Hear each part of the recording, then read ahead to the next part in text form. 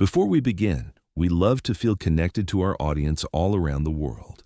Please take a moment and let us know in the comments where you're tuning in from. It means so much to see how far our stories travel. The scent of garlic bread and stale expectations hung heavy in the air of the Gilded Sparrow. Ethan Collins checked his watch for the fourth time in 10 minutes. 7:14 p.m. She was 14 minutes late. He ran a hand through his sandy brown hair, the gesture doing little to soothe the frantic hummingbird beating against his ribs. He shouldn't have agreed to this. A blind date. It felt like a betrayal, a cheap imitation of a life he once knew. Mark, his best friend and the self-appointed architect of this evening's potential disaster, had been relentless. "It's been 3 years, man," he'd said, his voice laced with that infuriatingly earnest concern. "Sarah wouldn't want you to be alone. Lily needs to see you happy." The Lily argument was the one that always worked. His 8-year-old daughter was the sun around which his broken world revolved, and the thought of her seeing him as anything less than whole was a pain sharper than his own grief. So here he was, sitting in a too-dark Italian restaurant, a single white rose in a bud vase, mocking him from the center of the table. He felt like a fraud, a man playing the part of someone ready to move on when every fiber of his being was still anchored to a ghost. He could still feel Sarah's hand in his, could still hear her laughing at his terrible jokes. The memory was so vivid it was almost a physical presence, a phantom limb he reached for in the dead of night. He'd spent 1,000 nights alone, and not one of them had been as lonely as this one, surrounded by the cheerful chatter of couples who had what he'd lost. He was mentally composing a text to Mark, filled with inventive curses, when the hostess led a woman toward his table. "Alara?" she asked, her voice soft. The woman nodded, her eyes scanning the table, the rose, and finally, him. Ethan stood up, his joints feeling stiff and old. "Ethan," he said, extending a hand. She looked at his hand for a fraction of a second too long before taking it. Her grip was firm, brief, and dry. "Alara," she confirmed. She wasn't what he'd expected, though he wasn't sure what he had been expecting.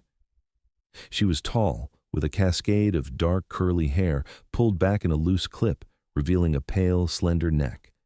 Her face was a collection of interesting angles, with high cheekbones and a sharp jawline, but her expression was intensely, almost unnervingly, neutral. Her eyes, a startling shade of moss green, didn't quite meet his. They seemed to focus on a point just over his shoulder. She wore a simple dark blue dress, the fabric looking soft and comfortable, devoid of any frills or adornment. She moved with a kind of deliberate grace, as if she were consciously placing each foot, each hand. "I apologize for my tardiness," she said, her voice a low, even monotone. "The bus on Route 17 was delayed by 7 minutes due to an unscheduled stop at Elm and 3rd. I've accounted for this possibility in my travel time, but there was also an accident involving a bicycle and a delivery truck that added another 8 minutes. Ethan blinked, taken aback by the precision of her explanation. Not traffic was bad, but a detailed, almost forensic accounting of her journey. "It's no problem at all," he managed, pulling out her chair. She sat down with the same careful deliberation. An awkward silence descended, thick and suffocating. The waiter arrived, a cheerful young man who seemed oblivious to the tension. They ordered drinks, a beer for him, water with no ice for her, and then the silence returned, louder than before. Ethan cleared his throat.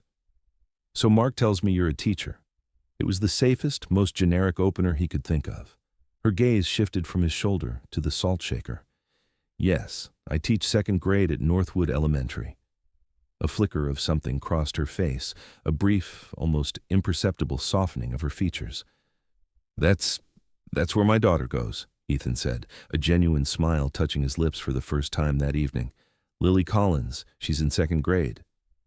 For the first time, Alara's eyes met his directly. The effect was like a sudden switch being flipped, a current of unexpected intensity passing between them. Her green eyes were wide and incredibly focused. "Lily," she said, the name sounding different in her mouth, more significant. "Yes, I'm Lily's teacher. Her classroom teacher is Mrs. Davison. I am the academic intervention specialist. I work with Lily and 4 other students on advanced literacy and pattern recognition." Ethan stared at her. Lily's teacher. Mark had conveniently left that part out. He'd just said he knew a great woman through his wife's book club. A wave of panic washed over Ethan. This was a terrible idea. What if it went badly? What if she thought he was a mess? He was this woman's employee, in a sense. He was the parent. She was the teacher. The power dynamic was all wrong.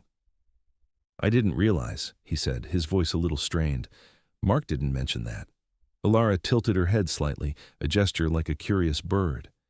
"He said it would be a fun surprise. I've found that surprises are rarely fun. They disrupt predictable patterns." Her bluntness was disarming. He found himself chuckling. "I think I agree with you on that." The conversation, surprisingly, began to flow after that, albeit in a stilted, unusual rhythm.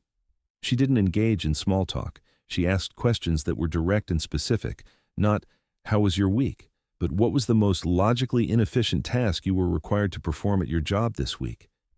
He found himself answering honestly, describing the maddening process of filling out triplicate forms for a freelance architecture project. She listened with that same unnerving focus, nodding slowly. When she talked about her job, about her students, the transformation was remarkable. The monotone softened into a cadence of quiet passion. She didn't talk about the kids in the sentimental, generic way most people did. She spoke of them as complex, fascinating systems. "Lily has an extraordinary capacity for associative thinking," she said, her hands beginning to move as she spoke, her fingers tapping a complex rhythm on the tablecloth. "Her brain doesn't just connect A to B. It connects A to B and simultaneously to Q and to the color blue and to the memory of a song she heard 2 years ago. Most educational models are not designed for minds that operate like a web instead of a line. They try to force the web into a straight line. It's like trying to fold a map incorrectly.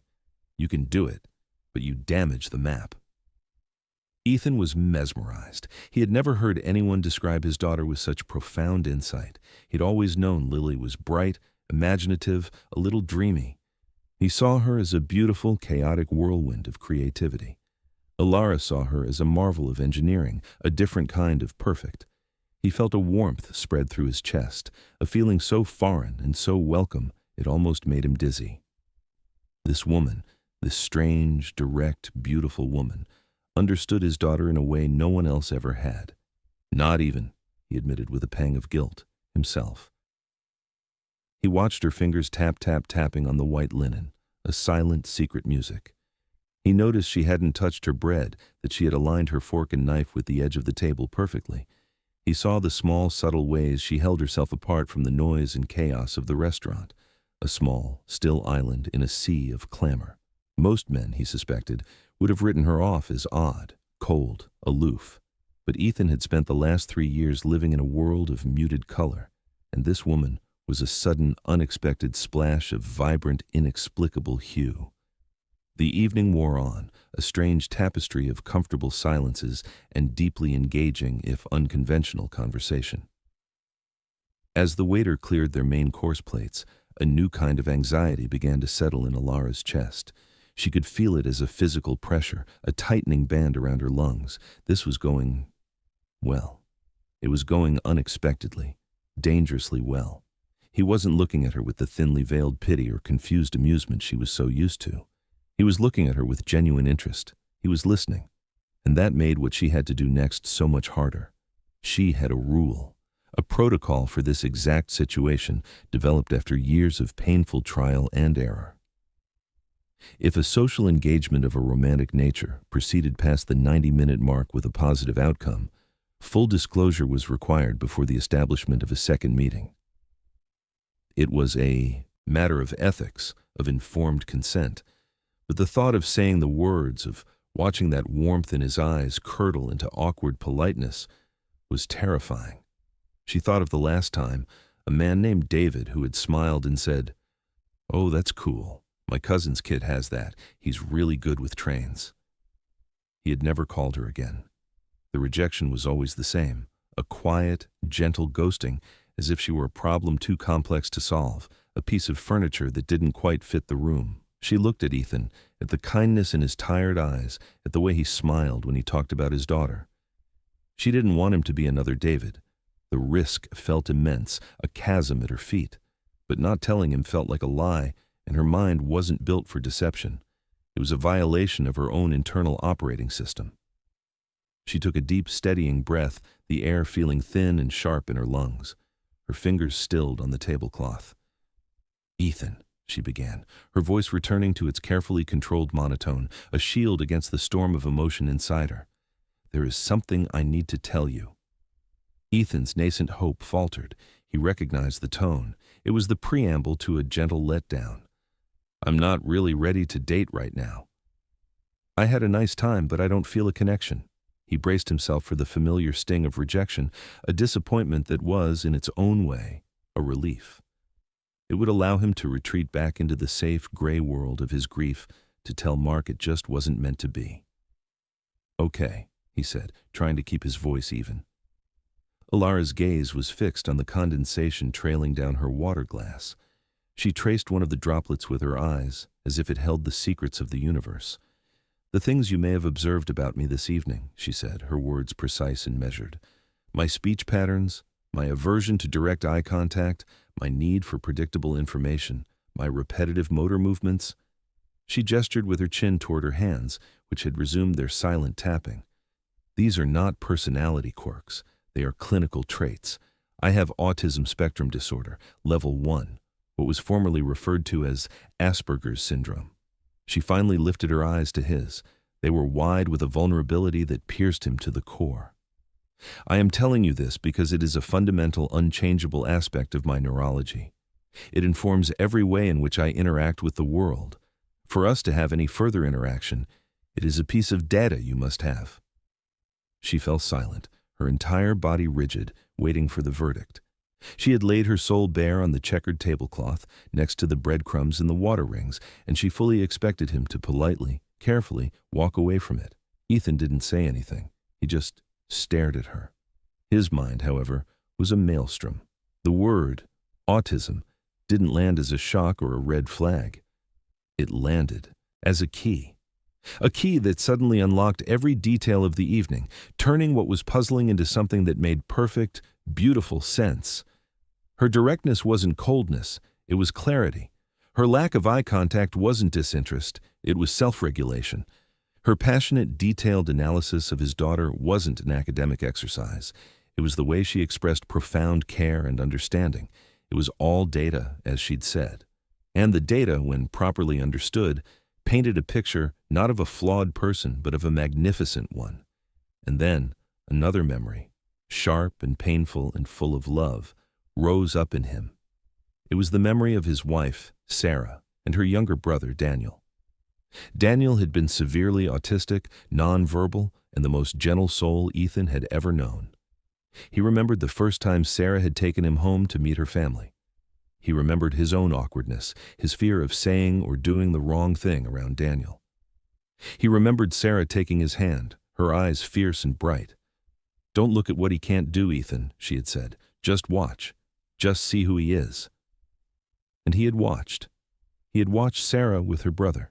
She never spoke down to him. She would sit with him for hours, watching him line up his collection of smooth gray stones, narrating his actions in a soft voice.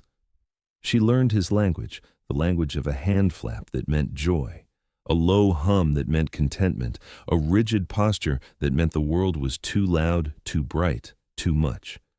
She taught Ethan how to see Daniel not as a collection of deficits, but as a whole person with a rich inner world that most people simply didn't have the patience to access.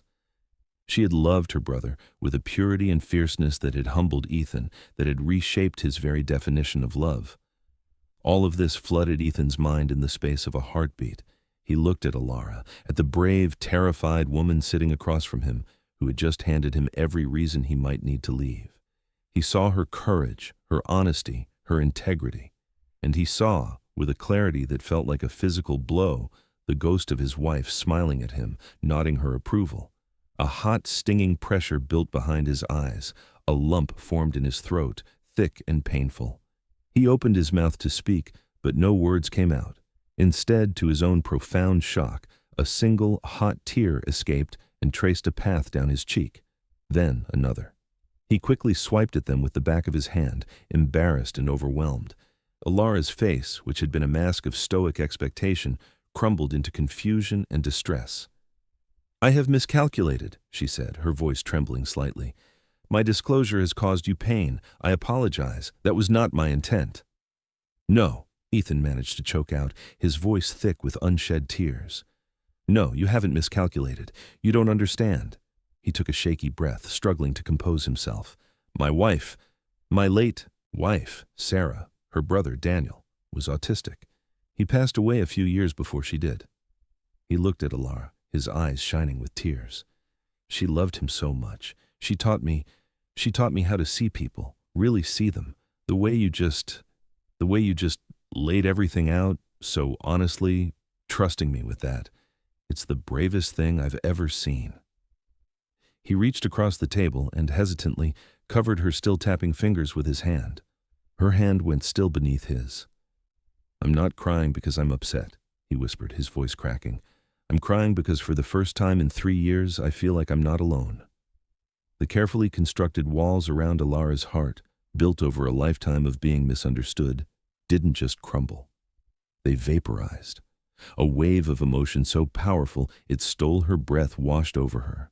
It wasn't pity in his eyes. It wasn't morbid curiosity. It was recognition. It was a profound, soul-deep understanding that she had never, not once, experienced from another person in this context. He wasn't just accepting her data. He was honoring it. He was honoring her. She felt a strange, unfamiliar, prickling sensation behind her own eyes and realized, with a sense of detached surprise, that she was about to cry. She didn't. The emotional regulation habits of a lifetime were too strong. But the impulse was there, a ghost of a sob caught in her throat. All she could do was sit there, her hand still under his, her world tilting on its axis. The drive home was quiet, but it was a different kind of quiet from the one that had started their evening. It was a silence filled with unspoken things, with the gentle weight of shared vulnerability. When Ethan pulled up to her small apartment building, he turned off the car, the sudden absence of the engine's hum making the space feel even more intimate. He didn't know the protocol for this. Did he walk her to the door? Did he shake her hand? The old scripts felt laughably inadequate. Alara was the one who broke the silence. "Thank you for dinner, Ethan," she said, her voice soft. "And thank you for your response." "There's nothing to thank me for," he said, turning to face her. In the dim glow of the streetlights, he could see the faint tracks of his own tears still on his cheeks. "Alara, I would very much like to see you again, if that's something you would be open to." A small, almost imperceptible smile touched her lips. "I would be open to that. However, I must advise you that my social energy is a finite resource. A formal dinner like tonight is a significant expenditure. A lower stakes engagement, such as a walk in a park or a visit to a museum, would be a more sustainable model for a second date." Ethan felt a genuine laugh bubble up from his chest, a sound he hadn't heard from himself in a long time. It was the most practical, logical, and deeply endearing thing he had ever heard. "A lower stakes engagement," he repeated, smiling. "I can do that. I know a park with some very logically arranged flower beds and some excellent smooth stones." Her smile widened, reaching her eyes this time. They crinkled at the corners, and the effect was dazzling. "That sounds optimal." 2 weeks passed, a period of quiet anticipation for Ethan. They texted a few times, their exchanges as unique as their dinner conversation. He'd send a picture of a bizarre architectural choice on a building he saw. She'd reply with a detailed analysis of its structural flaws. She sent him a link to an article about the migratory patterns of monarch butterflies. He replied with a photo of a caterpillar Lily had found in their garden. It was a language all their own, a courtship conducted in facts and observations rather than flirtatious banter. Their second date was a Saturday afternoon at the city's botanical gardens. The air was crisp with the scent of pine and damp earth. Ethan felt a nervous energy thrumming through him, but this time it was mixed with a heady dose of hope. He held Lily's hand as they waited by the entrance. He had debated bringing her, worrying it was too soon, but it had felt dishonest not to. Lily was not an accessory to his life. She was its center. If this was going to go anywhere, it had to include her. When Alara arrived, she was wearing comfortable jeans and a soft gray sweater. She greeted Ethan with a small nod, then knelt down so she was at eye level with Lily. "Hello, Lily," she said, her voice gentle. "It is good to see you outside of the learning environment." Lily, who was usually shy with new people, looked at her teacher with wide, curious eyes. "Hello, Miss Anya," she said. "Are you on a date with my daddy?" Ethan's face flushed. He was about to shush her, to stammer out an explanation, but Alara answered without a flicker of embarrassment. "Yes," she said simply. "We are engaging in a shared recreational activity to determine interpersonal compatibility." Lily tilted her head. "Okay," she said, as if this were the most normal explanation in the world, and with that, she grabbed Alara's hand. "Come see the ferns," she said, pulling her along. "They make patterns." The afternoon unfolded with a kind of quiet magic. Alara and Lily walked ahead of Ethan, their heads bent together as Alara explained the concept of fractals, using the fern fronds as a living textbook. Ethan watched them, a lump forming in his throat again. He saw the way Alara didn't patronize Lily, the way she spoke to her as an intellectual equal, honoring her curiosity with real, complex answers. He saw the way Lily soaked it all in, her face alight with understanding. He saw the way Alara's hand, held in Lily's, was perfectly relaxed, her fingers not tapping, her body not held in its usual state of rigid control. In the presence of this small, accepting child, she seemed to find a pocket of peace. Later, as they sat on a bench watching the ducks, Lily leaned her head against Alara's arm. "You're humming," Lily observed. Alara stopped, a faint blush on her cheeks. "Yes, I apologize if it is disruptive." "No," Lily said. "I like it. It sounds like a happy refrigerator. Why do you do it?" Alara looked down at the top of Lily's head, a soft expression on her face. "It's called stimming," she explained quietly. "It's a way of regulating my sensory system. When the world feels too loud or too bright or my thoughts are moving too fast, it helps me feel calm. It organizes the feelings." Lily was quiet for a moment, processing this. Then she looked up at Ethan. "Daddy, Miss Anya's brain is like a library where all the books are in the right place on the shelves," she announced with the profound certainty of an 8-year-old philosopher. "Sometimes my brain feels like a big pile of books on the floor. I think she could help me put my books on the shelves." Ethan's heart felt like it was going to burst. He met Alara's eyes over Lily's head, and in them he saw a mirror of his own overwhelming emotion. It was more than validation. It was a sign, a green light from the one person whose opinion mattered more than anyone else's in the universe. The weeks turned into months. Autumn painted the city in shades of fire and gold, and with each falling leaf, Ethan felt a piece of his old grieving self fall away, replaced by something new and hopeful. His relationship with Alara grew slowly, organically, like a deep-rooted tree. It was a quiet love, built not on grand romantic gestures, but on 1,000 small moments of profound understanding. It was Alara creating a color-coded visual schedule for their week and sticking it on the fridge, bringing a sense of calm predictability to their chaotic little household. It was Ethan, noticing the fluorescent lights in the grocery store, were flickering and wordlessly handing her a pair of sunglasses from his pocket. It was her leaving him meticulously researched articles on grief and child psychology, her way of saying, "I see your pain, and I want to help you carry it." It was him learning that she processed emotions verbally and often needed to talk through a feeling for hours to understand it, and he would sit and listen, patient and present, long after his own emotional energy was spent. One rainy November evening, they were sitting on his couch after Lily had gone to bed. The only light came from a single lamp, casting a warm glow on the room. Alara was reading a dense book on astrophysics, and Ethan was sketching in a notepad, trying to work out a design for a client. The comfortable silence was broken only by the sound of the rain drumming against the window panes. Ethan found himself watching her, the way the lamplight caught the silver threads in her dark hair, the intense focus in her eyes as she absorbed the text. He loved this quiet, unassuming peace. It was a peace he never thought he would feel again, but a shadow still lingered in the corners of his heart, a story he had never fully told her. "I've never told you exactly how Sarah died," he said, his voice quiet, almost a whisper. Alara looked up from her book, her focus shifting instantly from the cosmos to him. She placed a bookmark in her page and set the book down, giving him her full, undivided attention. "You are not obligated to share information that causes you pain," she said softly. "I know," he said, his throat tight, "but I want to. I need you to know." He took a deep breath and began to speak, the words tumbling out as if a dam had broken. He told her about the phone call from a state trooper, the frantic drive to the hospital, the sterile smell of antiseptic and despair. He told her about the doctor's words, a meaningless jumble of phrases like internal bleeding and "they did everything they could."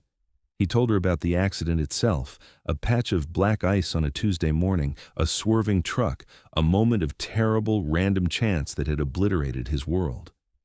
"The worst part," he said, his voice breaking, "the part that I can't get past is that I was supposed to drive her to her meeting that morning. But I had a deadline, a stupid, meaningless deadline for a building that probably won't even be standing in 100 years. I told her to take her own car. I told her it would be fine." He was openly weeping now, the deep, ragged sobs of a grief he had held at bay for too long. "I was supposed to protect her. I was supposed to keep her safe, and I failed. I failed her, and I failed Lily." He buried his face in his hands, his shoulders shaking. He waited for her to say something, to offer a platitude like, "It wasn't your fault," or "You can't blame yourself." It's what everyone else had said. But Alara didn't. She moved closer to him on the couch and, with her characteristic deliberation, wrapped her arms around him.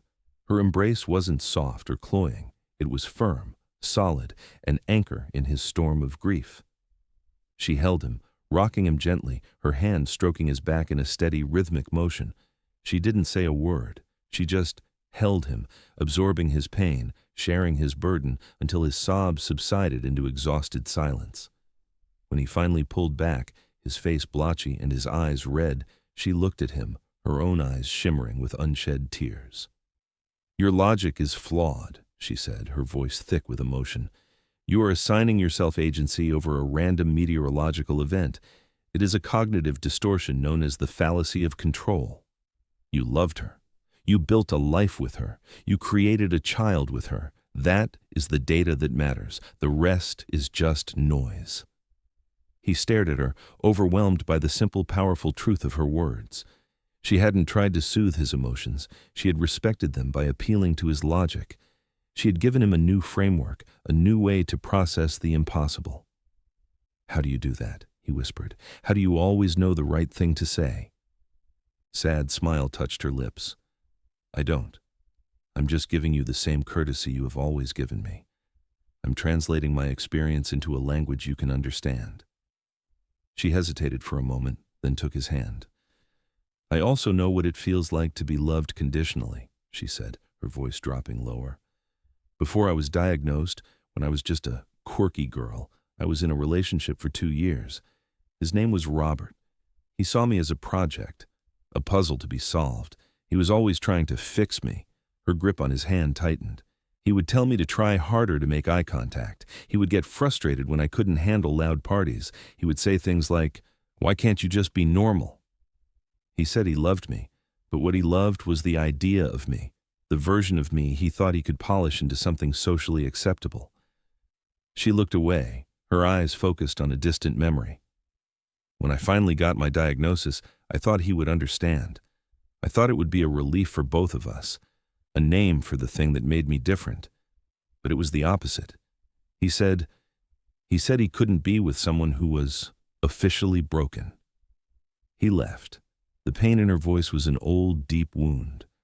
"That is why your response that first night, it was paradigm shifting.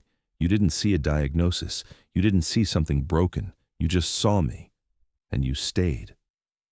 Now it was his turn to be her anchor. He pulled her into his arms, holding her tightly. "He was a fool," he whispered into her hair. "Anyone who couldn't see the magnificent, brilliant, one-of-a-kind person you are is a fool." They stayed like that for a long time, two broken people who were somehow becoming whole again in each other's arms. They were not healing each other, not exactly.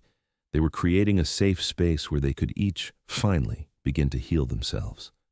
The new year arrived, dusting the city with a layer of clean white snow. With it came the cold, hard reality of school budget meetings. Northwood Elementary, like many public schools, was facing significant cuts. Ethan first heard about it from a grim-faced Lily, who came home from school one afternoon with her lower lip trembling. "They're going to take away the quiet room," she announced, her voice wobbling. "They're going to turn it into a storage closet." Ethan knew about the quiet room. It was officially called the Sensory Support Sanctuary, and it was Alara's passion project. She had spent the previous summer designing and implementing it using a small grant and her own money. It was a space for neurodivergent students and any other child who needed it to decompress. It had weighted blankets, noise-canceling headphones, soft lighting, and tactile objects. For kids like Lily, whose brains sometimes felt like a pile of books on the floor, it was a lifeline. For Alara, it was more than just a room. It was a physical manifestation of her core belief that children should be met where they are, not forced into a one-size-fits-all box. That evening, Alara came over for dinner, her face pale and her movements tight with stress. She confirmed what Lily had said. The school board saw the room as a non-essential luxury. They needed the space for storing old textbooks. "I presented them with the data," she said, her voice flat with defeat as she pushed her food around her plate.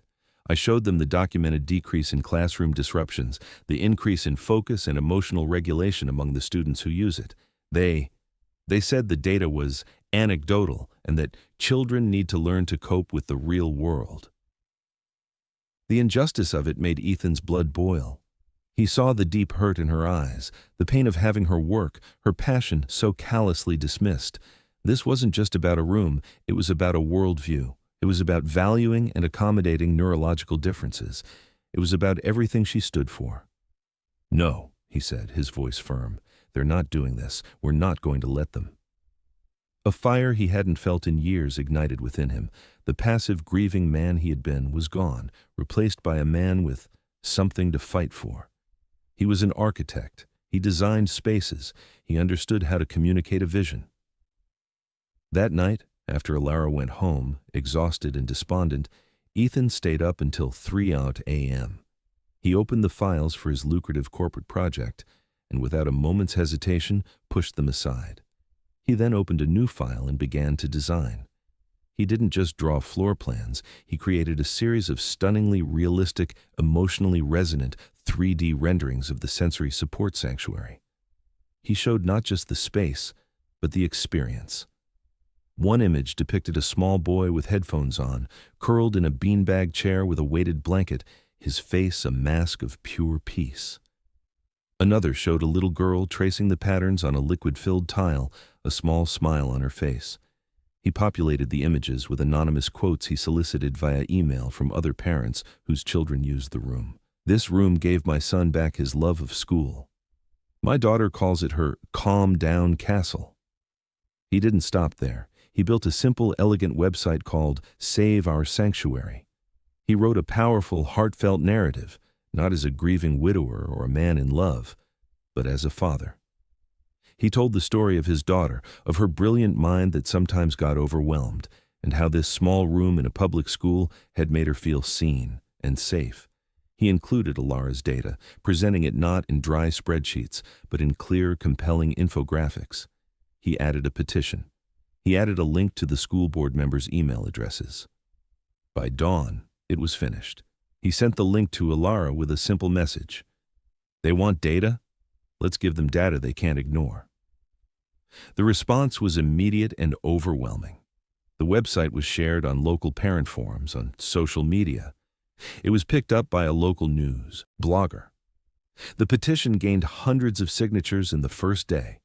Parents began emailing the school board, not with angry demands, but with their own personal stories, their own data. They were no longer a collection of anecdotes. They were a chorus.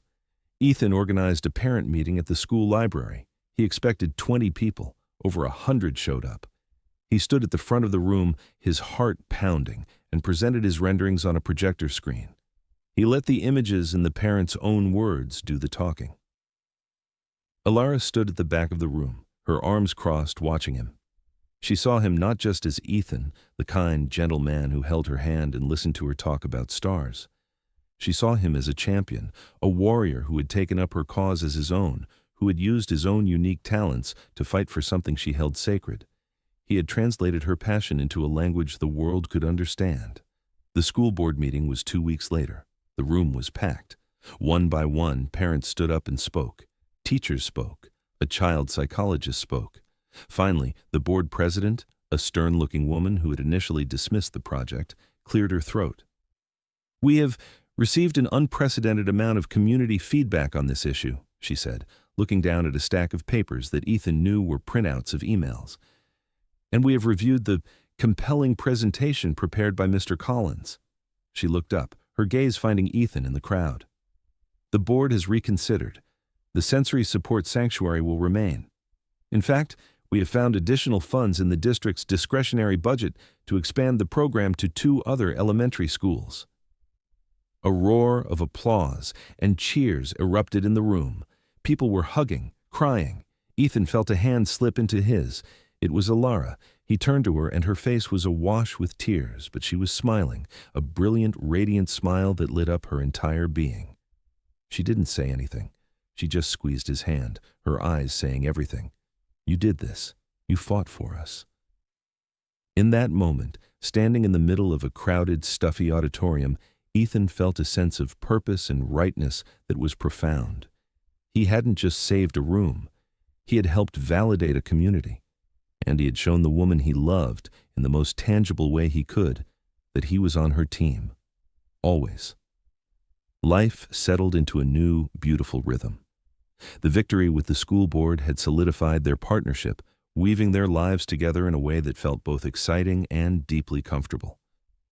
Spring arrived, and with it, a sense of renewal that Ethan felt in his very bones. His love for Alara was no longer a tentative, hopeful seedling. It was a strong, vibrant thing, deeply rooted and growing every day. It was in the way she'd started leaving her favorite lavender-scented soap in his shower, the way he'd started buying the specific brand of gluten-free pasta she liked without even thinking about it. Their home, once a quiet sanctuary of his grief, was now filled with her presence. Her meticulously organized books on his shelves, her collection of smooth stones on the windowsill, her soft humming as she made tea in the kitchen. It was a Tuesday night in late April. The sky outside was a bruised purple, a soft rain whispering against the windows. Lily was fast asleep upstairs, worn out from a school field trip. The smell of the pot roast Ethan had made filled the small house, a warm, comforting scent. Alara was standing at the sink, carefully washing the salad greens, her brow furrowed in concentration. Ethan was drying the dishes, the familiar domestic task feeling less like a chore and more like a meditation. He watched her, the way the warm kitchen light softened the angles of her face, the way a stray dark curl had escaped her clip and rested on her cheek. She looked up and caught him staring, a small, questioning smile on her lips. "Is there a piece of spinach on my face?"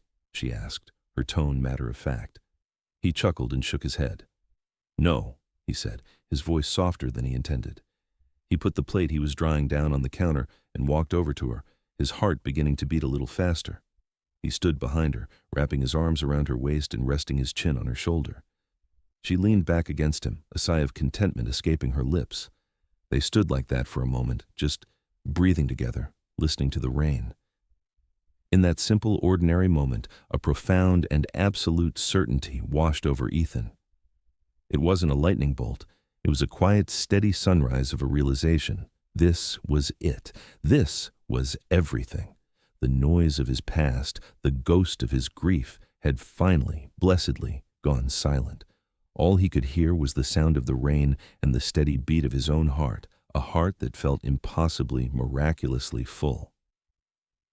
"I used to think my life was over," he whispered, his voice thick with emotion, his lips close to her ear. "I thought the best parts were in the past, locked away in memories. I thought all I had left was just getting through the days for Lily." Alara turned in his arms to face him, her green eyes searching his. He reached up and gently tucked the stray curl behind her ear, his fingers lingering on the softness of her skin. But this, he said, his gaze unwavering, right here, standing in a warm kitchen on a rainy Tuesday night with you, this is the best part. This is better than any part that came before. Tears welled in her eyes, shimmering in the soft light. She knew this was more than just a sweet sentiment. It was a confession, a release. It was him telling her that she was not a replacement for the love he had lost, but a new, magnificent love, all her own. "Ethan," she breathed, her voice a whisper. He took both of her hands in his. They were damp from washing the lettuce. He didn't have a ring. He didn't have a speech prepared. He only had the overwhelming truth of his feelings. "I love you, Alara Anya Martin," he said, the words feeling more real, more right than any words he had ever spoken. "I love your brilliant, logical mind. I love the way you see the world in patterns and data that I could never see. I love the way you love my daughter. I love your quiet strength and your fierce integrity. I don't want to live another day of my life without you in it. I don't want to just get through the days anymore. I want to build them with you." He took a shaky breath, his own eyes now filled with tears. "Will you build a life of ordinary Tuesdays with me? Will you marry me?" The tears that had been welling in Alara's eyes finally spilled over, tracing silent paths down her cheeks. For a woman who processed the world through logic and language, she found herself, for once, utterly without words. The emotion was too big, too overwhelming. It was a tidal wave of joy and relief and a profound sense of coming home. She could only nod again and again, a series of frantic, desperate jerks of her head. "Yes," she finally managed to say, the word a sob and a laugh all at once. "Yes, the data overwhelmingly supports a yes." He laughed through his own tears and pulled her into his arms, kissing her with a desperate, joyful passion. And in that quiet kitchen, with the rain falling outside, two people who had once thought their lives were irrevocably broken promised to spend the rest of their days putting the pieces together, creating something stronger and more beautiful than either of them had ever dared to imagine. 1 year later, they stood under the sweeping branches of an ancient oak tree in the botanical gardens, the very place where their small family had truly begun. Their wedding was not a large affair. It was a small, intimate gathering of the people who mattered most: Mark and his wife, a few of Alara's colleagues, some of Ethan's family. And at the center of it all was Lily, dressed in a pale yellow dress, her face beaming as she served as the flower girl, ring bearer, and maid of honor, titles she had insisted upon. Alara did not wear a traditional white gown, but a simple, elegant dress the color of a stormy sea, the fabric soft and flowing. Ethan wore a gray suit, and in his pocket he carried a small, smooth stone that Alara had given him on their second date. Their vows were not flowery or poetic. They were real. Ethan spoke of her as his anchor and his compass, the one who brought order to his chaos and saw the beauty in his brokenness. Alara, reading from a small, slightly trembling piece of paper, spoke of him as her safe harbor. "You did not try to change my neurology," she said, her voice clear and steady. "You chose to learn my language. You are the only person in the world who makes my brain feel quiet." When the officiant pronounced them husband and wife, Lily let out a whoop of joy and launched herself at them, wrapping her arms around both their legs. Ethan and Alara laughed, bending down to scoop her up between them, the three of them a perfect, messy, joyful unit.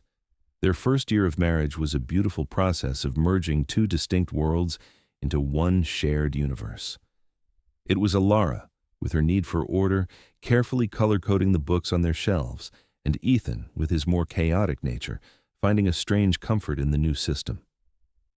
It was Ethan learning that Alara's sensory needs meant that some days the only touch she could tolerate was the specific, firm pressure of a hand on her back, and he learned to provide it without question. It was Alara, in turn, learning to navigate the unpredictable tides of Ethan's lingering grief, understanding that some days he would be quiet and distant, lost in a memory, and she would simply sit with him, her steady presence a silent statement of support. They became a team in parenting Lily, a perfect fusion of his intuitive, emotional warmth and her structured, logical guidance. When Lily struggled with the social complexities of the playground, Ethan was there to offer a hug and soothe her hurt feelings, while Alara would sit down with her later and draw a detailed flowchart explaining the unwritten rules of friendship. They were different, yes, but their differences fit together like intricate puzzle pieces, creating a picture that was whole and complete. One afternoon, about 6 months after the wedding, Lily came into the kitchen where Alara was meticulously measuring ingredients for a science experiment/baking project. "Mama Alara," she said, the name sounding completely natural on her tongue. Alara froze, the bag of flour hovering in her hand. She had never pushed for a title, content to be Alara or Miss Anya. She turned slowly to face Lily. "What did you call me?" she asked, her voice barely a whisper. Lily looked confused. "Mama Alara, is that okay?" she asked, a flicker of worry in her eyes. "My friend Jenny has a stepmom, and she calls her by her first name, but that doesn't feel right. You don't feel like an Alara. You feel like a mama." Alara knelt, her eyes welling with tears. She pulled Lily into a fierce hug, burying her face in her hair. "Yes, my love," she whispered, her voice thick. "It is more than okay. It is optimal." When Ethan came home that evening, he found them both asleep on the couch, covered in a light dusting of flour, Lily's head resting on Alara's chest, their breathing synchronized. His heart ached with a love so profound, it felt like it might break him open. This was his family. This was his home. 3 years later. The house on Chestnut Street was quiet, bathed in the soft, magical glow of Christmas lights. A fire crackled in the hearth, casting dancing shadows on the walls. The air smelled of pine needles and cinnamon. Lily, now a lanky, thoughtful 11-year-old, was curled up on the couch, lost in the world of a thick fantasy novel. Ethan knelt by the fire, gently stoking the embers, a contented smile on his face. He glanced over at the big, comfortable armchair in the corner. Alara was nestled there, a soft, hand-knitted blanket draped over her lap. Her dark curls were threaded with more silver now, and her face, illuminated by the firelight, was serene. She was reading, not a book on astrophysics, but a well-worn copy of What to Expect When You're Expecting. Her left hand rested protectively on the gentle, unmistakable swell of her belly. Their journey to this point hadn't been easy. There had been doctors and tests and moments of heartbreaking disappointment, but they had faced it all together, a united front of logic and love, and now, against the odds, a new life was growing, a new chapter was beginning. Ethan rose and walked quietly over to her chair. He knelt beside her, his movements full of a reverence he hadn't felt in years. She looked up from her book, her green eyes soft and full of a deep, quiet joy. He placed his hand over hers on the curve of her belly. He could feel a faint, fluttery movement from within, a tiny, secret hello. "Can you feel that?" she whispered, her voice full of wonder. "He has your rhythm," he whispered back, steady, strong. They stayed like that, a silent, perfect tableau of a family that had been built not on a foundation of perfection, but on something far more durable: acceptance. They had not found love in spite of their scars and their differences, but because of them. Love, the universe seemed to whisper in the crackling of the fire and the quiet breathing of the child on the couch, is not about finding someone who fits a predetermined mold. It is about finding the person whose unique, unchangeable shape fits so perfectly against your own that together you create a new shape entirely, a shape that is stronger, more resilient, and more beautiful than you ever could have been alone. It is about learning to speak another person's language, not so you can change them, but so you can finally, truly understand them. It is about building a life not of grand cinematic moments, but of quiet, ordinary Tuesdays, and finding in them a universe of extraordinary love. If you believe that everyone deserves to be loved for exactly who they are, and that kindness is the most powerful language of all, please like this video and hit that subscribe button. And if this story touched your heart, share it with someone who might need a reminder that the most beautiful connections are often the ones we least expect. Thank you for being a part of our community.